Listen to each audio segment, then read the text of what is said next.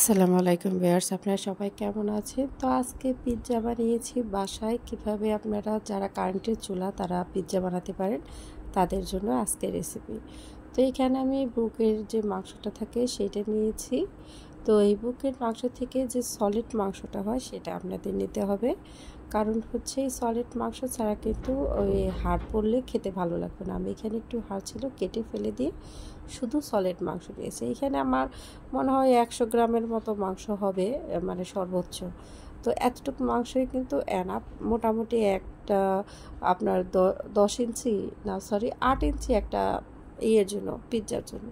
তো এইখানে আমি 2টা শুকনো মরিচ ভেজে নিচ্ছি, আর এখানে দিয়ে দিচ্ছি আপনার সয়াবিন তেল। তো 1.5 চামচের মতো সয়াবিন তেলের মধ্যে 1 চামচের একটু বেশি হবে, তো 1.5 চামচ মনে হয় ময়দা দিয়েছি। তো এইটাকে আমি হোয়াইট সস বানাবো। কিভাবে আপনারা বাসায় হোয়াইট সস বানাবেন খুবই সহজ। একটু হালকা ভাজা ভাজা করে নিচ্ছি। এখন এই ভাজা ভাজা করে নেওয়ার পরে এখানে দিয়ে দেবো লিকুইড দুধ। তো এখানে আমি 200 গ্রামের যে কাপ থাকে তার কাপের 1 কাপ আপনার লিকুইড দুধ দিয়ে দিচ্ছি।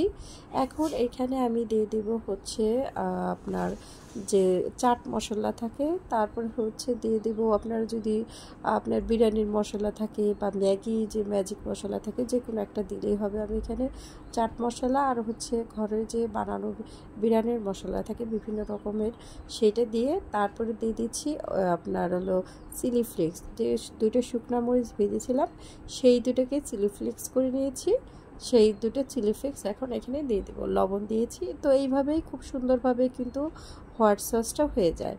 আর আপনার এইভাবে কিন্তু আপনারা বাসায় খুব সুন্দরভাবে হোয়াইট সস তৈরি করে নিতে পারেন।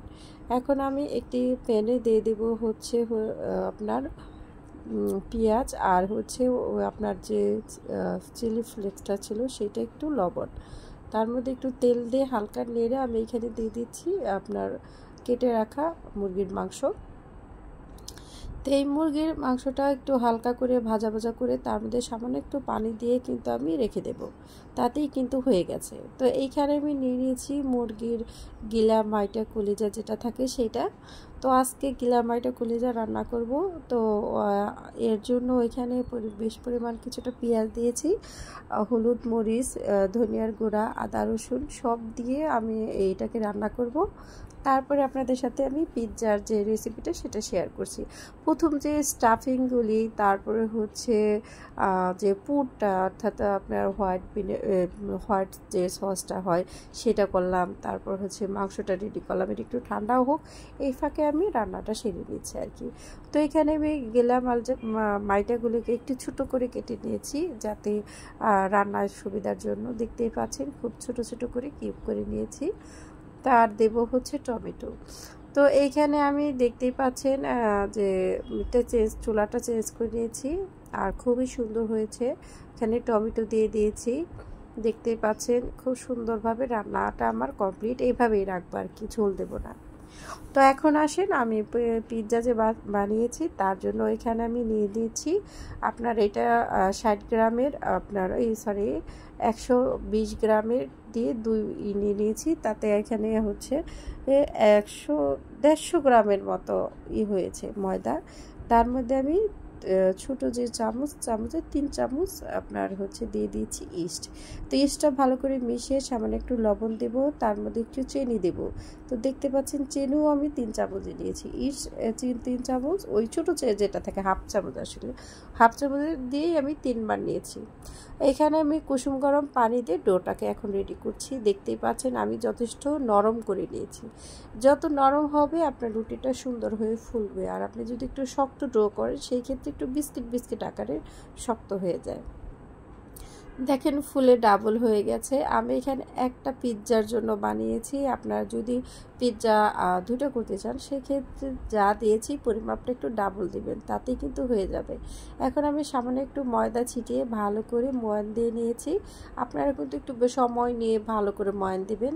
তারপরে হচ্ছে যে ট্রেটায় আমি পিৎজাটা বানাবো একবারে তেল দিয়ে সেই ট্রের মধ্যেই কিন্তু আমি ছড়িয়ে নিয়েছি। এখানে আপনারা রুটি যদি বেলতে যান সেক্ষেত্রে কিন্তু বেলাটা সুন্দর হবে না। চেষ্টা করবেন সমানভাবে অ্যাকুরেটভাবে মিশিয়ে দেওয়ার জন্য।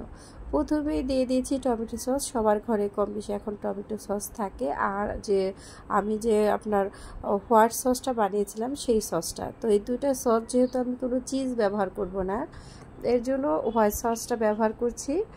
আর এখানে দিয়ে দিয়েছি হচ্ছে আপনার ভেজে রাখা রান্না করে রাখা মাংসের টুকরা। তো এই মাংসের টুকরার পরে দিয়ে দিচ্ছি পেঁয়াজ গোল করে কাটা, টমেটো গোল করে কাটা, কাঁচামরিচ 2টা বা 3টা কাঁচামরিচকে একটু লম্বা লম্বা করে কাটা, আর দিয়ে দিচ্ছি আবার উপর দিয়ে একটু আপনার হচ্ছে টমেটো সস আর ডিমের সাদা কুসুম, মানে লাল কুসুমটা আর কি। তো এখানে প্রথম আমি 1400 হিটে চুলাটাকে একটু ফ্রি হিট করে কড়াইটাকে, তার মধ্যে কিন্তু আমি পিৎজাটাকে বসিয়ে দিয়েছি আর ঢেকে দিয়ে তার উপরে আরেকটা দিয়ে ঢাকনা দিয়ে ঢেকে দিয়েছি, অর্থাৎ স্টিলের আরেকটা দিয়ে ঢেকেছি জানি হিটটা কোনোভাবে বাহিরে না হয়। মাশাআল্লাহ আমারই হয়ে গেছে। আমরা এখন ইফতারির টাইমে, আজকে যেহেতু এটা ওর বাবার একটা ছিল যে পিৎজা বানায়ও, তো কিভাবে আপনারা খুব সহজে কারেন্টের চুলায় পিৎজা বানাতে পারেন দেখেন। মাশাআল্লাহ অনেক অনেক সুন্দর হয়েছে, মানে আমি যতটুকু আশা করেছি তার থেকে অনেক সুন্দর হয়েছে। এই কালো কালোগুলো কিন্তু পুড়ে যায় না। আমি যে আমার যে মাংসের যে মশলাটা ছিল সেইটা পরে দিয়েছি দেখে এরকম দাগ হয়েছে।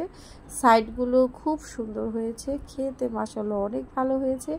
এত মজা হয়েছে যে এত দ্রুত শেষ হয়ে গেছে, বুঝি নাই যে এত তাড়াতাড়ি কীভাবে শেষ হয়ে গেল।